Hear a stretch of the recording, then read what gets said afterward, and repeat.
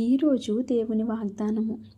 మనము దీనదశలో ఉన్నప్పుడు ఆయన మనల్ని జ్ఞాపకం చేసుకొనును. ఆయన కృప నిరంతరం ఉండును. కీర్తనల గ్రంథము 136 అధ్యాయము 23వ వచనము.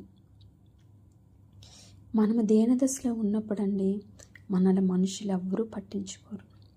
మనం ఏదైనా కష్టంలో ఉన్నప్పుడు ఈవెన్ మనం వాళ్ళని ఏమైనా సహాయం అడుగుతామేమో అని వాళ్ళ మొహాన్ని కూడా మనకు చూపించరు.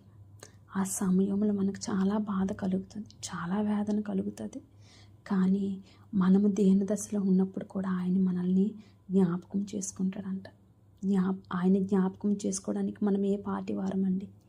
అయినప్పటికీ కూడా ఆయన కృప ద్వారా మాత్రమే మనల్ని ఆయన జ్ఞాపకం చేసుకుంటున్నాడు. ఆయన కృప అంట నిరంతరము ఉండునంట.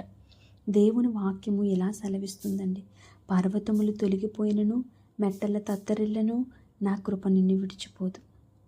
ఎంత గొప్ప మంచి వాక్యం కదండి. ఏ పరిస్థితి వచ్చినప్పటికీ కూడా ఆయన కృప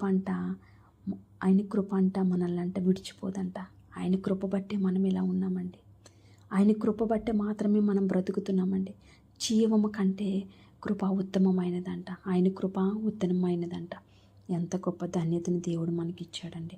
ఆయన కృపా కాలంలో మనందరము ఉన్నందుకు మనం ఎంతో గొప్ప ధన్యులమండి. అందుకే ఆయన కృపకు లోబడి మనందరము జీవించాలని దేవుడి కొద్ది మాటల్ని దీవించి ఆశీర్వదించును గాక. ఆమేన్.